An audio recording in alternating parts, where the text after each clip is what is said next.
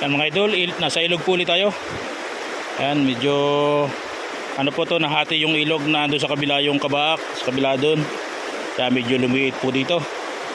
Ito po ay kung tawagin ay siway. Ayan, nandito kami sa siway. Ayan.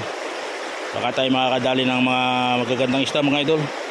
Kanina po ay may nahuli tayong ilang piraso na hindi natin nakunan ng camera kasi andun po tayo sa malalim, ay tinabi po muna natin ang ating camera. Ayan, mamaya po ulit. Hindi abot yan ay. Kasi yung 1 kilo. Aba, wawut laki. Ilat yan. Oh, laki tangkano. May hito pa oh. May paraka pa. Ay, nariyan na yan ay.